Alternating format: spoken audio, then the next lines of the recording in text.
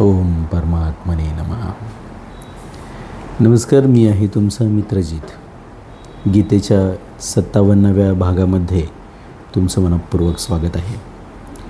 अध्याय 2, श्लोक 6. न चैतद्विद्मम् अहा कतरन्नो गर्यो यद्वा जयेम यदि वा नो जययुहि यानेव हत्वा न जिजीविषामस्ते अवस्थाः प्रमुखे धार्त्र राष्ट्राः. अर्थ असा आहे की आम्ही हेही जाणत नाही की आम्हा लोकांसाठी युद्ध करणे आणि न करणे या दोन्हीपैकी कोणते अत्यंत श्रेष्ठ आहे. अथवा आम्ही त्यांना जिंकू किंवा ते आम्हाला जिंकतील ज्यांना आम्ही मारून आम्ही जिवंतही राहू इच्छित नाही. तेच धृतराष्ट्राचे संबंधी आमच्यासमोर उभे आहेत. भाषांतर. ते आम्हास जिंकतील अथवा आम्ही त्यांना जिंकू यापैकी अधिक श्रेयस्कर काय आम्हास कळत नाही. ज्यांना मारून आम्हास जगण्याची इच्छा होणार नाही ते सर्व धृतराष्ट्राचे नातेवाईक समोर उभे आहेत. व्याख्या. न चैतद्विद्मः कतरन्नो गर्यः. मी युद्ध करावे अथवा करू नये या दोन्ही गोष्टींचा निर्णय मला लागेनासा झाला आहे. कारण आपल्या दृष्टीत तर युद्ध करणेच श्रेष्ठ आहे, परंतु माझ्या दृष्टीने गुरुजनांना मारणे पाप असल्याने युद्ध न करणेच श्रेष्ठ आहे. या दोन्ही गोष्टींपैकी कोणती गोष्ट अत्यंत श्रेष्ठ आहे हे मला समजेनासे झाले आहे. अशा प्रकारे अर्जुनाच्या अंतःकरणात भगवंताचा पक्ष व स्वतःचा पक्ष समकक्ष झाले आहेत. पहा, आता भगवंतांनी एकदा झिडकारल्यानंतर, भगवंतांनी एकदा झापल्यानंतर अर्जुनाच्या मनामध्ये आता ह्या अशा प्रकारची भावना निर्माण झाली. आधी तो म्हणत होता युद्ध करणं हे योग्यच नाही, परंतु जेव्हा त्याच्या ह्या मोह नष्ट होण्याच्या प्रक्रियेला सुरुवात होते, पहा भगवंत सांगतात की तुझ्यात कुठेही क्षुद्र दुर्बलता तुझ्या हृदयामध्ये निर्माण झाली. ह्या त्यांच्या प्रश्नाने अर्जुनाला मग आता समजेनासं झालं आहे की मी या दिशेला जाऊ की त्या दिशेला, युद्ध करणं योग्य आहे की न करणं योग्य आहे, जास्त योग्य काय आहे त्यातलं, अशा पद्धतीचा प्रश्न आपल्याही मनामध्ये येत असतो. बघा, हे धर्मसंकट आहे. कर्तव्याबद्दल आपल्याला ज्या पद्धतीची आपल्या मनामध्ये भावना निर्माण होते, पहा, तर ही सहज लक्षात येण्यासारखी गोष्ट आहे की कर्तव्य ज्यावेळेला आपल्याला कोणतं आहे नेमकं, किंग कर्तव्य मूढ मोहणं, म्हणजे काय करू आणि काय नको याच्या संबंधाने मूर्खता मनामध्ये मोह निर्माण होतो. मूढचा अर्थ 2 आहेत, मोह आणि मूर्खता. मोह निर्माण होतं मनामध्ये की नेमकं काय करावं. हे शब्द ऐकलेले आहेत आपण, पण त्याची नेमकेपणाने त्याचं उगम कुठे आहे, ह्या नेमकं हे विश्लेषण नेमकं प्राचीन काळामध्ये कुठे आपल्याला सापडतं आणि ती परंपरा मग आपल्यापर्यंत कशी येते. तर ते प्राचीन काळामधलं हे जे गीतेचं हे जे अमृत आहे तो त्याचा स्रोत आहे. लक्षात घ्या, या मनोविश्लेषणाचा खूप मोठ्या सखोलतेमध्ये खोल मनोविश्लेषण या ठिकाणी दिसतं. यद्वा जयमे यदि वा नो जययुहि.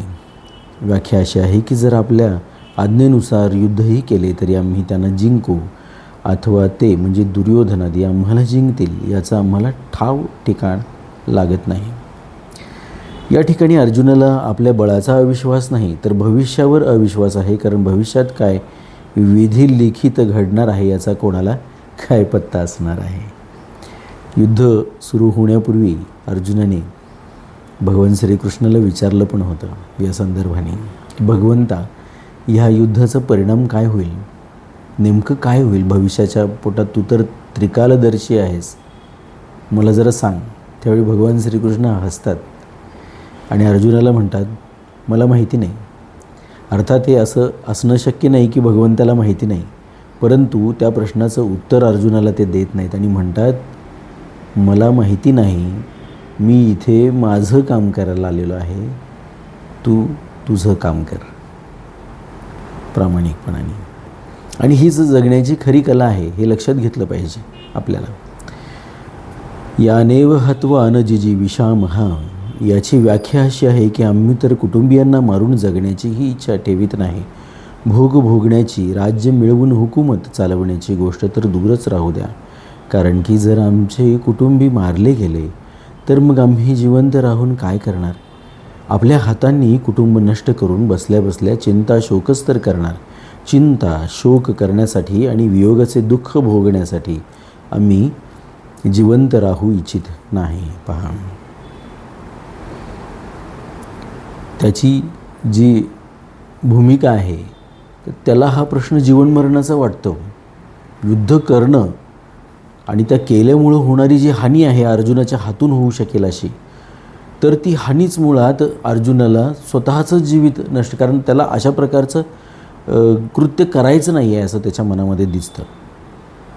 त्याच्या मागची जी भूमिका आहे ती कशासाठी, कोणत्या कारणासाठी तिथे त्या युद्धभूमीत कुणाच्या मुळे येऊन उभारलेले आहेत. जी गोष्ट टाळता येण्यासारखी नाही आहे ती फक्त अर्जुनाने त्यातून सहभाग काढून घेतल्यामुळे टळेल असं बिलकुल नाही आहे. ते घडायचं आहे, ते घडणारच आहे, लक्षात घ्या. त्याच्यातलं त्याचं जे योगदान आहे ते तो द्यायला तयार नाही. उलट पक्षी तो म्हणतो की मी योगदान दिलं तर मात्र मला स्वतःलाच मृत्यूला सामोरं जावं लागेल. मला त्याच्यापेक्षा ते मरणं पसंत आहे जर या नातेवाईकांचं नुकसान माझ्याकडून होणार असेल तर. ते अवस्थिता प्रमुखे धार्तर राष्ट्रा, आम्ही ज्यांना मारून जिवंतही राहू इच्छित नाही तेच धृतराष्ट्राचे संबंधी लोक आमच्यासमोर उभे आहेत. धृतराष्ट्राचे सर्वच संबंधी लोक आमचेही कुटुंबीयच आहेत. त्यांना कुटुंबियांना मारून आमच्या जगण्याला धिक्कार असं म्हणतो. तो स्वतःचा धिक्कार करतो अर्जुन. माझ्याच कुटुंबियांना मारून. या भगवान श्रीकृष्णाचं काय आहे बघा. धर्माच्या या कारणासाठी त्यांनी समाजसेवा करण्यासाठी ज्यावेळेला यादवी झाली यादवांच्यामध्ये, त्यांनी एकमेकाला मारायला सुरुवात केलं. काही यादव त्याच्यामध्ये वाचले. ते स्वतः जे ह्या धर्मसंस्थापनेच्या कार्यामध्ये पुढे अडथळा होतील त्यांनी ते धर्मसंस्थापनेचा जो धर्माचा जो मार्ग आहे तो निष्कंटक व्हावा म्हणून स्वतः भगवान श्रीकृष्णांनी ते मारलेले आहेत. पहा, आणि यादवांचं निर्वंश करायला स्वतः हातभार लावलेला आहे. आणि त्यानंतर मागे वळून सुद्धा न बघता ते वनात निघून गेले. त्यांचं दहनसुद्धा परक्या त्यांच्या कुठल्या तरी त्यांना रामजन्मामध्ये ओळखला त्यांनी. त्या निषादाने त्यांच्या पायाची शीर तुटली बाणातून, त्या निषादाच्या त्या ह्याच्यामुळे, शस्त्र चालवण्यामुळे, बाण चालवण्यामुळे, आणि ती शीर तुटल्यामुळे अतिरक्तस्राव झाला. पहा, तिथे त्यांची काळजी व्हायला कुणी नव्हतं. त्यांच्या अंत्यसंस्कार भगवान श्रीकृष्णाचे त्यांच्या नातेवाईकांनी नाही केले, ते निषादांनी केले सगळे. इतकं आपल्या कर्तव्याला प्राधान्य देणारे भगवान श्रीकृष्ण, आपल्या सगळ्यांवरती आपल्या कल्याणाचा विचार करून आपल्यावर प्रेम माया करणारे भगवान श्रीकृष्ण, त्यांना अर्जुन सांगतायत स्वतःचं जे आहे ते वागणं त्यांना धिक्कारी योग्य वाटतं अर्जुनाला. अशा या अर्जुनाला तुमच्या आणि माझ्यामधल्या आपल्याला हे वाटत राहतं. पहा, आपण खूप मोहात पडलेलो असतो, व्यक्तिगत मोहात पडलेलो असतो. आपल्याला अनेक गोष्टी सोडवत नसतात. पहा, पद आहे, पैसा आहे, प्रतिष्ठा आहे, आपले नातेसंबंध आहेत, आपल्याला हे सुटत नसतात आणि आपण त्यांना स्वतःच्या बरोबर घेऊन जातो, ते तुम्हाला त्यांच्याबरोबर घेऊन जातात आणि हे सगळंच भरकटले पण वाढत जातं. पहा, त्याच्यामध्ये आपल्याला दिशा दाखवणारं कोणीतरी हवं असतं. आपण ते दिशा दाखवणारे होतो तर मग ते संपूर्ण आपल्यासोबत राहणारे लोकसुद्धा त्या दिशेने जायला लागतात, लक्षात घ्या. परंतु इथे मात्र आपण स्वतःच दिशाहीन आहे. आपलाही अर्जुन झालेला असतो, सातत्याने झालेला असतो. नेमकी दिशा कोणती पत्करली पाहिजे हे कळावं म्हणून तर हा प्रपंच मांडलेला आहे. या श्लोकाचा आता पुढच्या श्लोकाशी काय संबंध आहे?